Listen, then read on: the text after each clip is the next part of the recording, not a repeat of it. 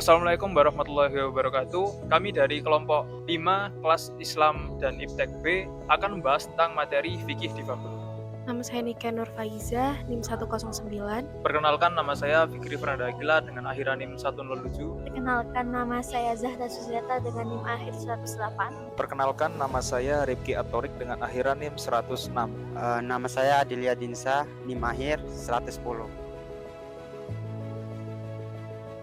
Aslinya, semua kemajuan ilmu pengetahuan teknologi dan seni atau iptek dalam Islam itu ditunjukkan sebagai instrumen kemaslahatan atau rahmatan lil alamin. Tapi realitas kontemporer saat ini menunjukkan ekosistem kemajuan kita belum sepenuhnya inklusif. Kelompok difabel yang merupakan salah satu minoritas terbesar di dunia justru seringkali terkelihatan dari manfaat teknologi ini. Di sini saya akan membahas tentang mengapa kelompok difabel seringkali mendapatkan perlakuan yang kurang adil dan sering dikucilkan atau dianggap sebagai minoritas. Jadi, bagi sebagian orang, banyak yang menganggap bahwa keterbatasan fisik seorang itu merupakan sebuah kekurangan. Padahal, pemilihan seorang itu tidak dilihat dari kesempurnaan fisik atau kemampuan tubuh yang dimiliki. Dan Tuhan pun tidak melihat hambanya dari bentuk fisik atau rupa mereka, tetapi melihat hambanya dari apa yang mereka perbuat dan mereka amalkan selama hidup di dunia. Nah, di lingkup pendidikan, terutama di lingkungan kampus, masih banyak orang yang menjadikan keterbatasan fisik seorang itu sebagai bahan candaan atau guyonan. Padahal belum tentu mereka itu sempurna. Nah, sebenarnya dengan mereka menjadikan keterbatasan seorang itu sebagai bahan candaan, sebenarnya mereka itu kehilangan kesempatan untuk belajar tentang arti kesabaran, kekuatan, belajar tentang bagaimana ikhlas dalam menerima keadaan, dan tentang nilai-nilai kemanusiaan. Banyak kampus-kampus yang masih belum memperhatikan tentang aspek difabel di lingkungannya. Di sini saya akan membahas tentang contohnya infrastruktur kampus, yaitu bangunan-bangunan di kampus yang masih menggunakan tangga yang biasa atau beroda. Ini tentunya kurang memperhatikan aspek aksesibilitas untuk orang yang memiliki keterbatasan fisik untuk berjalan atau menaiki tangga.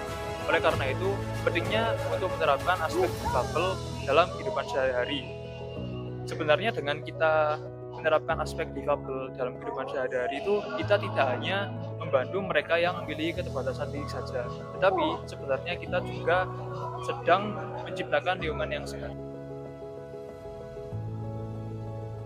Dalam dokumen fikih disabel dari Muhammadiyah ada 5 cara Islam memandang kondisi fisik.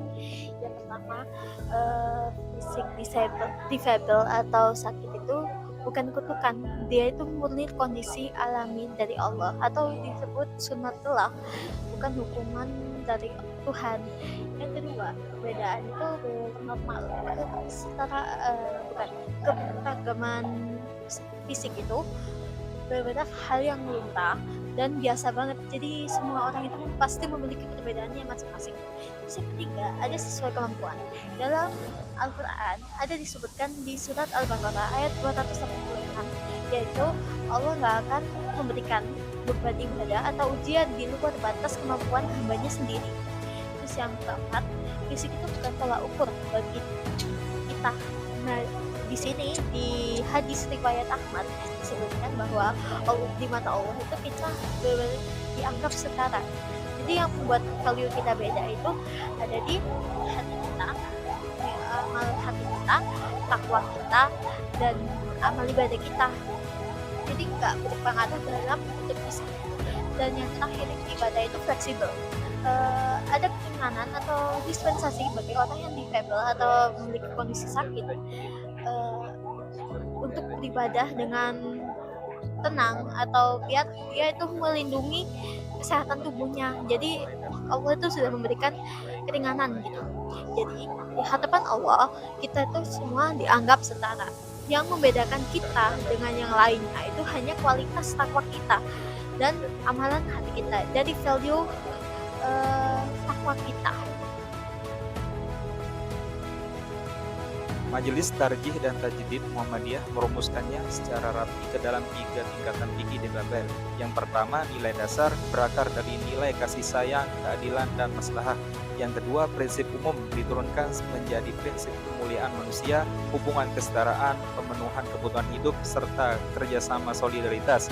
Yang ketiga, pedoman praktis ujungnya adalah penegakan 3 klaster hak dasar, yaitu hak hidup bermartabat lewat pendidikan inklusif, hak sipil berupa dispensasi yang adil, dan hak perlindungan untuk kebutuhan pokok, nikah, serta waris. Jadi kesimpulannya, penerapan IPTES kontemporer harus dijadikan jembatan keadilan, bukan pemisah.